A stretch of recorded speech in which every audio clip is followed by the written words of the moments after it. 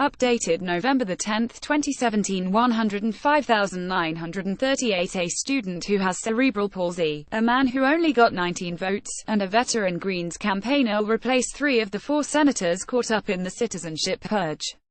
The fourth hopeful, a woman at the center of a bitter factional feud in her own party, faces a high court hearing before she can take her seat.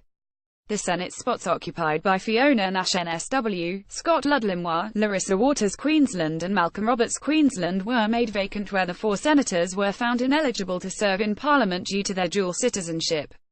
Former Deputy Prime Minister Barnaby Joyce was also booted from the Parliament, and is facing a by-election for his lower house seat.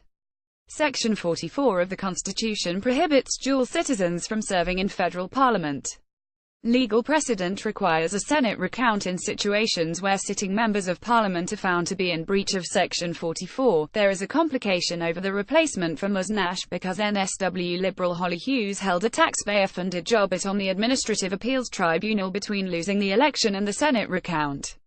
Another section of the Constitution bans people from holding parliamentary office if they also held an office of profit under the Crown.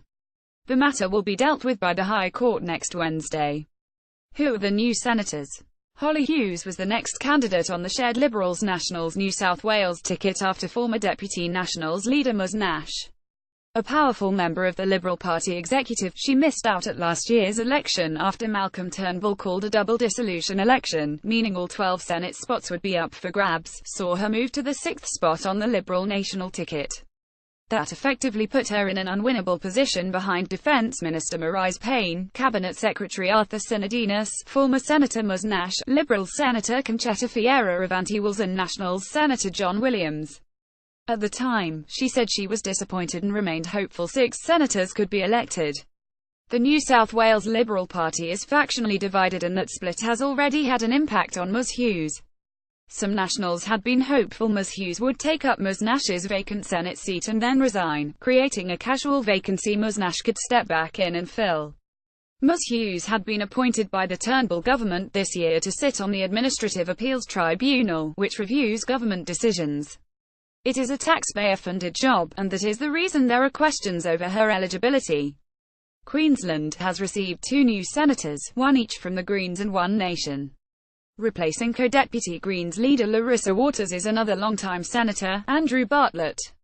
Mr. Bartlett spent 11 years in the Senate with the Democrats, including 2 as the leader, but left the job when the Democrats collapsed in 2008. He joined the Greens the following year and continued campaigning on animal rights, refugee issues and disarmament.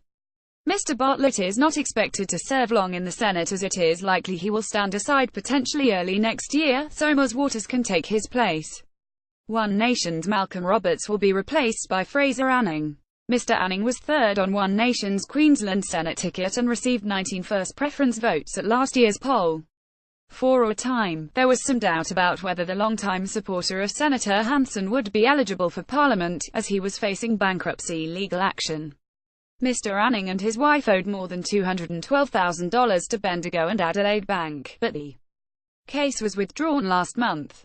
Western Australian Greens Senator Scott Ludlam, whose dual citizenship discovery sparked the entire saga, will be replaced by the youngest senator to date, steele-john.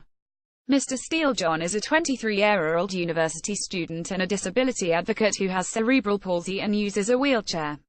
He first ran in a federal election as the Greens candidate for Fremantle in 2013 when he was 18. Mr. Steele-John has rights for those with a disability and youth unemployment at the top of his agenda.